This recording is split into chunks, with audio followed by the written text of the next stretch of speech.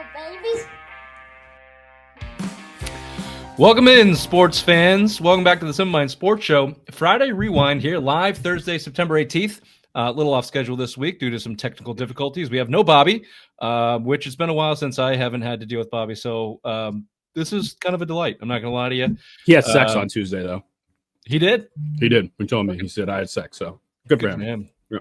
Good for him. I did not. I did not. No. Yeah, odds are against that. Yep. Smoke signals were puffing loud and proud on Tuesday. Good for Bobby. But also good for us. He's not here. We don't have to deal with the new room. But we do have to deal with some opening takes after I tell you that was the most important win in New England in the last how long's it been since Super Bowl 53? 6 years. 6 years. I don't know where you went on the camera. Do we have 7. more technical difficulties? I lost you. Well, I thought you were going to your opening take. I apologize. Oh, no. I'm just going to tell you that was the most important win in New England, all sports, but certainly for the Patriots since Super Bowl 53. We've had a lot of football since then. But I'm telling you, that's the most important win. And I'm here to tell you why as we move on to the show. But we are going to do some opening takes as we do. Raymond, why don't you go ahead? Thank you there, Richard. Everyone's been getting on our case on the social media front because we were so mean to Drake Maye after week 1. They're all saying, look at him now. Great win. He looked great. But that was one checklist. The next checklist he has to go through, the next item, he has to throw for over 300 yards because the last time a Patriots quarterback did that, September 10th, 2023. That was Mac Jones, who now plays for San Francisco 49ers. So baby steps. Yeah, baby steps, boys. We got to get there. Like, it's nice little ease. Week 1, terrible. Week 2, good. Week 3, let's see what you can do. Let's see how he does against the Steelers in that front with TJ Watt. Yeah, speaking of terrible, I'm going to get to my opening take. But just to clarify, I didn't say the best win since Super Bowl 53. I said the most important win. So, of course. Yeah, you clarified that. I do want to put that on the record. But I'll get back to the terribleness. And I would like to talk to you about the Boston Red Sox, who dropped another one to the homeless A's today. Which if day by day they're losing ground and actually making the playoffs. We were talking about the division last week, or certainly last time I was on here. The division was on the table. You were staring the Yankees dead in the dick at Fenway, and they pounded it into you, and they continue to. This week it's been the A's losing 2 out of 3. Before that was the Yankees. Now you're sitting a game up in the loss column of not making the playoffs. If they don't make the playoffs, heads need to roll, and you need to start with Alex Cora. I don't want to go full doom and gloom. I actually let myself come around in this team by the end here, but they're not looking great. So we'll do a little Red Sox talk as well. Real quick though, Alex Cora did say we shouldn't be talking about October, so he did save himself there. I think we have a clip from Alex Cora. Maybe we do. Maybe after the Yankee series and how quickly tunes can change. This team, what a roller coaster this year's been. Let's save it. Let's get into the show. We're going to talk Patriots, a lot of football. We've got 10 questions from a guy named Rob who's not here. We'll see if Ray can handle that duty. We've got early lines. Someone voted that back in this year, so we'll see what happens with that. A loser has to wear a wife beater. We just established that, and you're already 7 games down, so good luck. Okay, yeah, well, let's see how well you do with making me early lines losers. We've got Red Sox talk. We've got Simplest Minds of the Week. This is the Simple Mind Sports Show, Friday Rewind, live Thursday, September 18th. Welcome to the show.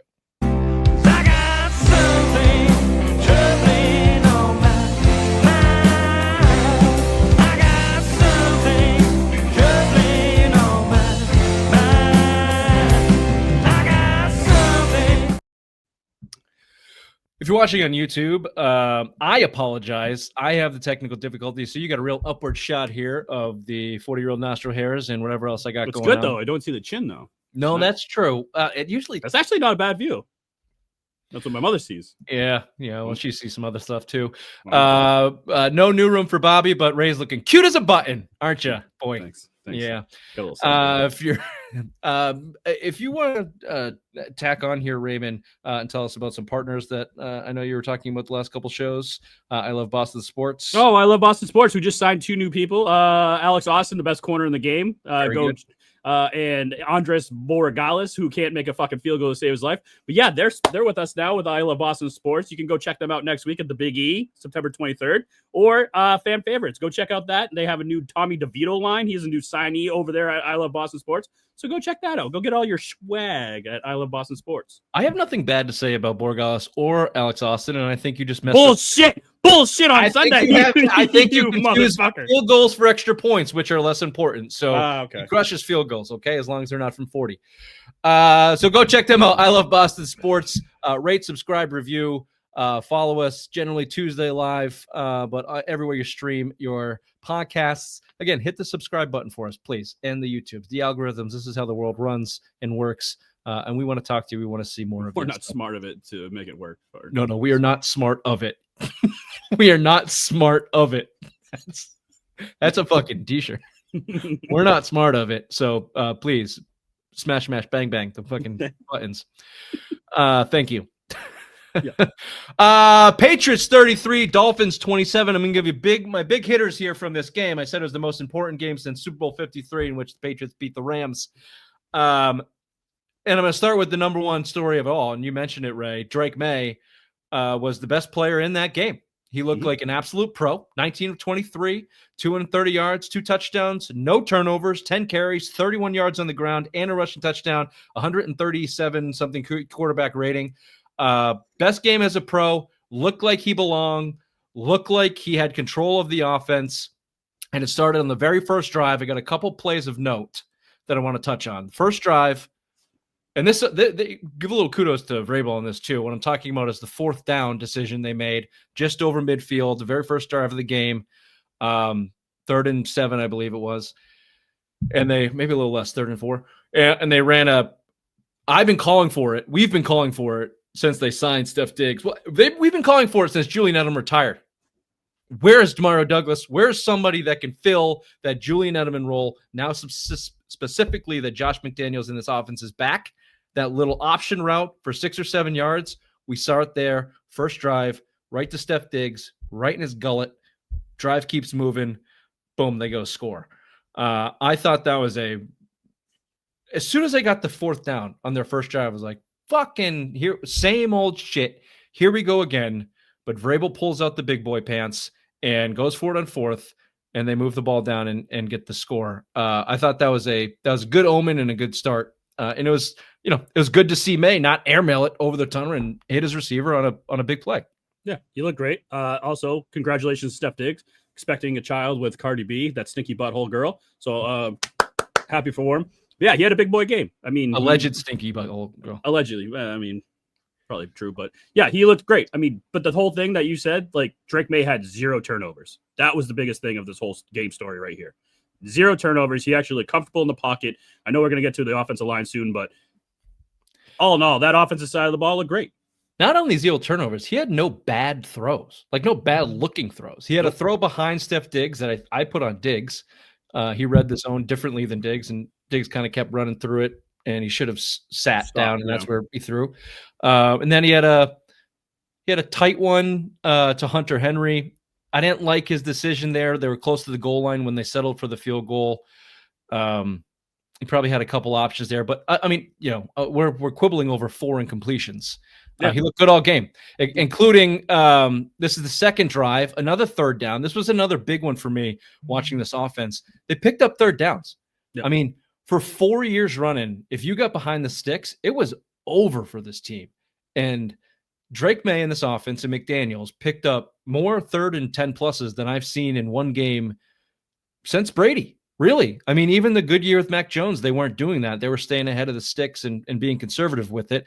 And they didn't do it by bombing it out or running around or scrambling with their head cut off. First down, you get a penalty, or second down, you're down 2nd and 13. Little check down, 6-7 yards. Now it's a manageable 3rd and 7. Boom, you hit a nice little play, and now you're moving the sticks. It was controlled. It was beautiful. And specifically, I noted on the second drive, the wheel route to Henderson up the right sideline. Mm-hmm. That was a strength for Drake Maye. That was a big 3rd down on the second drive. To keep getting this kid involved in the play, like he's going to be a vital part of this whole offense. Like when everyone's saying like, "Oh, he's the best running back, we got to steal," I'm like, I don't watch college football a lot. Like I'll throw a game on Saturday night whatever, like relax, have a couple beers, watch a game, but I'm not vested. I don't know these guys coming out of college. Everyone's saying like this kid's a game changer. Slowly but surely, he's showing it. Like they're getting him so involved in these game situations. Like last against the Raiders, obviously they tried to take that away. This week against the Dolphins, he was there and he looked great. He looked like they want to make plays for him. You know what I liked about Henderson? And this is going to sound weird. He had 3 penalties this game, and they benched him, and they kept trying to feed him the ball anytime he got in there. Yeah. So they cut his snaps down. So he's getting his rook. It's not like he's this. It's not like he's coming in and he's got a beginner's luck kind of thing, and he's too dumb to fail type of thing. Like he's taking his lumps as a rookie. They're putting a lot on him. They're putting him in big spots, and sometimes he's coming through, like on the 3rd down wheel route, and sometimes he's fucking up and he's getting it out of the way. And I kind of like that. Imagine if Belichick was still here and he fuck up, you wouldn't see the light of day. You wouldn't see him for an entire year. That's how he handled rookie running backs. Yeah. So that 3rd down wheel route led to the 3rd down touchdown to Booty, which a lot of people are making a big deal out of. In real time, as soon as he threw it, I went, "What the fuck are you doing?" It was 3rd and 3. They're at the 10 or 13 yard line or whatever, and here's what I've settled on after rewatching some of this game. I'm just gonna have to get used to the way Drake Maye throws the ball. When it comes out of his hands, I'm just not used to what it's going to look like. And that ball to Boot looked like he was throwing it 50 fucking yards. I thought he was throwing it out of bounds. Yeah. It was like an 18-yard, run up the sideline. And he put it where his receiver could get it. And Booty made an awesome catch for only of the day, but big touchdown there. Yeah. Play of the game. Real quick before you go. Sorry. The whole situation with Booty. Is he coming into being like taking Pop Douglas's role pretty much as being that second guy? Do you want to get to Pop Douglas? No, we can wait. On this? No. I just didn't. Yeah, I mean, I don't remember if we have him later in the notes. Pop Douglas is not an NFL player, okay? He's a CFL Arena League player. He will not be a New England Patriot next year. He will not be in the NFL next year. By all accounts, great guy, great teammate, really good practice player, has all the twitch, looks like a guy that should be there. We've seen enough. I've seen enough. He's not. Give me Chisholm. Give Diggs more of the role. I'm done with Demario Douglas. He seems like a nice guy, like him, but I'm done. I told you this before the season started. He was not going to amount to shit, and he doesn't amount to shit. You're right. 2-2. But to answer your question, no, Booty plays a different position, so it's not quite the same. Okay, deal. not wide receiver 2, but like second option for Drake Maye. Yeah, he seems comfortable with Booty, so that's it's good. Like Hunter Henry, and it looks like it's Booty. Like that's his 2 main targets so far in 2 weeks. Look, we've seen this, and everything is with a grain of salt because it was Brady. But you get a slot guy, a tight end, and a guy up the sideline in this offense. Murderer. If you can, that's cherry top on top. Like if you get an insane person that can run out of the backfield, jerk off in team meetings. Right. Now, these are all things that don't land on the resume. However, if you are lucky enough to get one of these guys in your locker room, try to hold on to them and try to keep them out of trouble. And by trouble, I mean murder, and gay suicide. Play of the game was 3rd quarter, 3 minutes left. They had just lost the lead. They got trounced right from the second with 2 minutes left in the half into the end of the 3rd quarter. They lost the rope, man. They dominated the first half, and we'll get to the winning time here section. They dominated the first half, and then they gave up the drive with 2 minutes. And then the whole 3rd quarter, they got curb stopped until about 2 minutes left. And a really important part of the game, they're down 15-20. It's 3rd down again, and you have the pass from Drake Maye to Ramondre Stevenson for 55 yards, where Maye feels the pressure on his right, steps up in the pocket. Again, off his hands, I went, oh, that's in the stands. Nope. I mean, beautiful nice catch from Ramondre, but it's right there, man. Right. He led him too. It was led him right in. Yeah, I was gonna say right in stride. Beautiful. So that's more me. I got to get used to Drake. I don't, my bad. But you go back. That's the play of the game for sure. Led to another drive. That was the QB keeper from Maye, which was another heady play by him, and that's where you want to see him run in the red zone. 4 scores. I'm into that. But you just go back to the simple shit. To start that drive, they were backed up in their own territory, 10 or 11-yard line.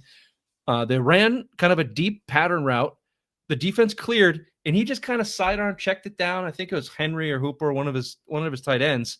And they picked up 6 or 7 yards. They lost one on a run, and now you're at 3rd and 7. You're 3rd and 6, something that's manageable. It's not you're not 3rd and 10, 3rd and 12. So again, I just thought you combine that play to Stevenson when you really needed it. He keeps it for a touchdown. He's got 3 scores on the day, wildly efficient. It looked like a blueprint that they could move forward with. Now, this is the Dolphins, who exactly. I was going to say everything's positive. Everything's positive, but what happened in week 1 against the Raiders, who obviously didn't look good last week? So like, what kind of team are we going to get against the Steelers? Like, well, I'll get into. I do want to talk about the game plan when I do this next segment here, which was my second biggest takeaway of the game. But I thought the game plan was interesting. But before we do that, actually, why don't we do this? Let's take a real quick break and come back with what I'm calling winning time, which was, this is how the Patriots actually won the game. Go through a couple key